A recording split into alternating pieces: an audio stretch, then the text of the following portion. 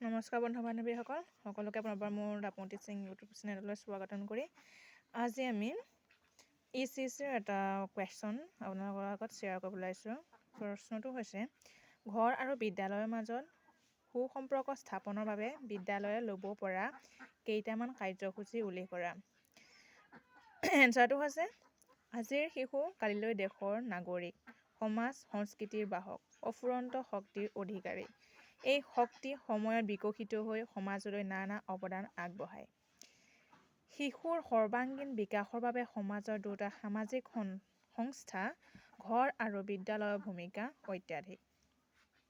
ঘৰ আৰু বিদ্যালয়ৰ সম্পৰ্ক হ'ল এক গুৰুত্বপূৰ্ণ সম্পৰ্ক, য'ত ঘৰৰ সদস্যসকল প্ৰত্যক্ষভাৱে বিদ্যালয়ৰ শিক্ষক, কৰ্মচাৰী তথা ছাত্ৰ-ছাত্ৰীৰ সৈতে সম্পৰ্ক স্থাপন হয়। শিশুৰ শিক্ষাৰ ক্ষেত্ৰত ঘৰ আৰু বিদ্যালয়ৰ সম্পৰ্ক এটা আনটোৰ পৰিপূৰক। ঘৰখনে শিশুটিক আনুষ্ঠানিক শিক্ষা গ্ৰহণৰ বাবে প্ৰস্তুত কৰি তোলে। ঠিক একেদৰে বিদ্যালয়ে শিশুক শিক্ষাদানৰ জৰিয়তে সমাজৰ এজন উপযুক্ত ব্যক্তি হিচাপে গঢ়ি তোলে। এটি শিশুক আত্মনিৰ্ভৰশীল, আত্মবিশ্বাসী, কৰ্তব্যপৰায়ণ, দায়িত্বশীল আৰু উৎপাদনশীল নাগৰিকলৈ ৰূপান্তৰ কৰাত ঘৰ আৰু বিদ্যালয়ৰ উভয়ৰে অৱদান উল্লেখযোগ্য। ঘৰ আৰু বিদ্যালয়ৰ শৈক্ষিক পৰিৱেশৰ জৰিয়তে এটা শিশুৰ উজ্জ্বল ভৱিষ্যতৰ আশা কৰিব পাৰি। ঘৰ আৰু বিদ্যালয়ৰ মাজত সম্পৰ্ক স্থাপনৰ বাবে বিদ্যালয়ে ল'ব পৰা কেইটামান কাৰ্যসূচী তলত আলোচনা কৰা হ'ল।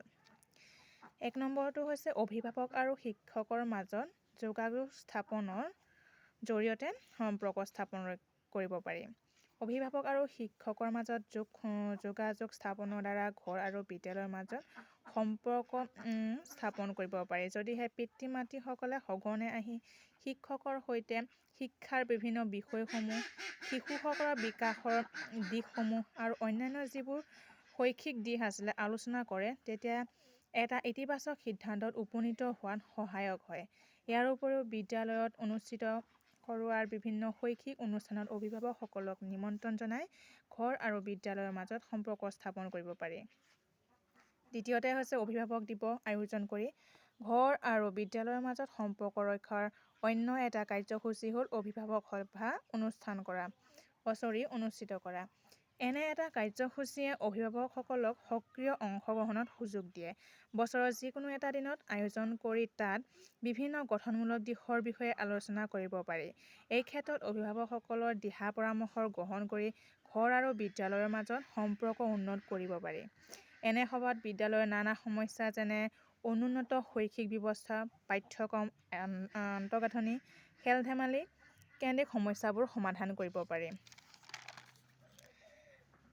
৩ নম্বৰটো হৈছে শৈক্ষিক দিৱসসমূহ অনুষ্ঠিত কৰি।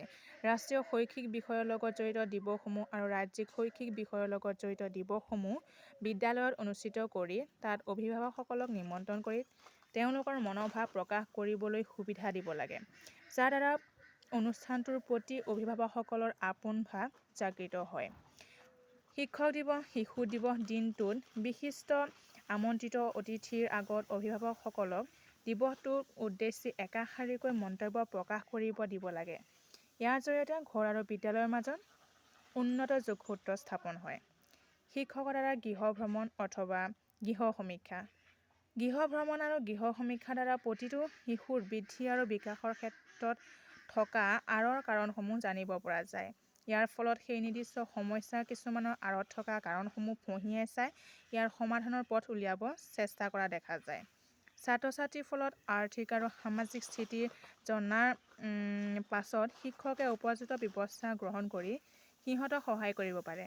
ইয়াৰ উপৰি ছমহীয়া, বছৰেকীয়া, ইউনিট টেষ্ট আদি পৰীক্ষাৰ যি অগ্ৰগতি প্ৰতিবেদন ঘৰলৈ প্ৰেৰণ কৰিও ঘৰ আৰু বিদ্যালয়ৰ মাজত সুসম্পৰ্ক স্থাপন কৰিব পাৰি।